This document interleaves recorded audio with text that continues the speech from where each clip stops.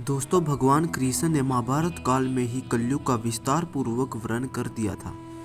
कलयुग में लोग कैसे होंगे, जीवन कैसे व्यतीत होगा, लोगों का व्यवहार एक दूसरे के प्रति कैसा होगा, यह सब उस काल में ही बताया जा चुका था। यहाँ हम प्रस्तुत करेंगे भगवान कृष्ण द्वारा कलयुग के बारे में बताई गई 5 कड़वी बातें जो आज 100% सच हो रही हैं। महाभारत काल में पांचों पांडवों के मन में कलयुग के बारे में जानने की जिज्ञासा थी। उन्होंने श्री कृष्ण से एक बार पूछा कि कलयुग में मनुष्य कैसा होगा, लोगों के विचार कैसे होंगे और मोक्ष प्राप्ति कैसे होगी। ये प्रश्न सुनकर श्री कृष्ण ने पांचों पांडवों को वन में जाने को कहा।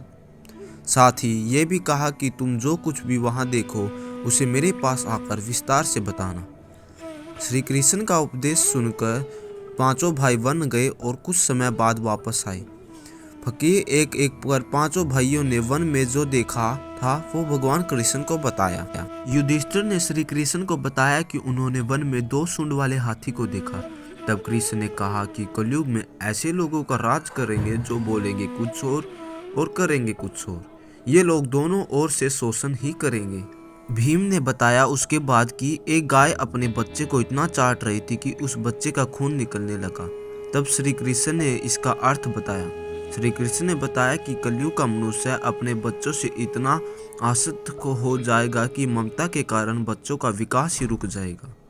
यदि किसी पुत्र साधु बनना तो उससे सबके दर्शन करेंगे, परंतु यदि समय का पुत्र साधु बना तो माता पिता दुखी हो जाएंगे, रोएंगे कि मेरा पुत्र किस राह पर जा रहा है। कलयुग में लोग बच्चों को मोह माया और परिवार में ही बांध कर रखेंगे। इस तरह उसका जीवन वही नष्ट हो जाएगा।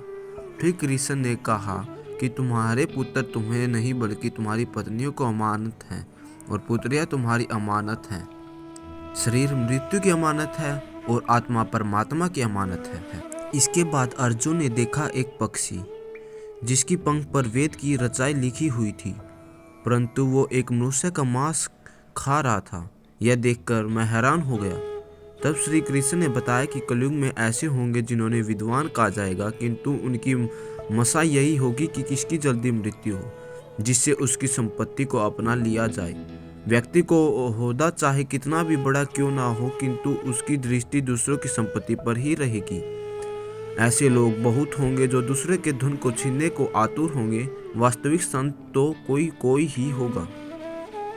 नकुल ने कहा कि मैंने देखा कि एक भारी चट्टान पर्वत से गिरी और बड़े से बड़े वृक्ष भी उसे नहीं रोक पाए, परंतु एक छोटे से पौधे से टकरा कर वह चट्टान वहीं रुक गई।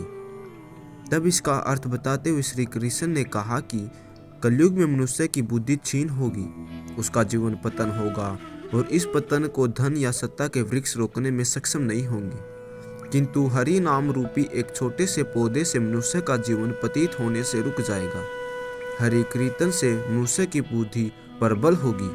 सहदेव ने बताया कि उसने वन में अनेकों कुएं देखे, जिनमें से केवल बीच का कुआं खाली था, जो कि सबसे गहरा था। कृष्ण ने सहदेव को इसका अर्थ बताते हुए कहा कि कलयुग में धनी व्यक्ति अपने शौक के लिए पुत्री विवाह में, उत्सवों में, बहुतायत में धन खर्च करेंगे, परंतु यदि किसी भूखे को देखेंगे तो उसकी सहायता करने में किसी को कोई रुचि नहीं होगी। इंद्रियपान, मांस, भक्षण और व्यसन में धन खर्च किया जाएगा। जो लोग ऐसी आदतों से दूर होंगे उन पर कलयुग का नहीं बल्कि परमात्मा का प्रभाव होगा। तो दोस्तों, ये हैं कलयुग के 5 कड़वे सत्य जो श्री कृष्ण द्वारा पहले ही बताए जा चुके हैं।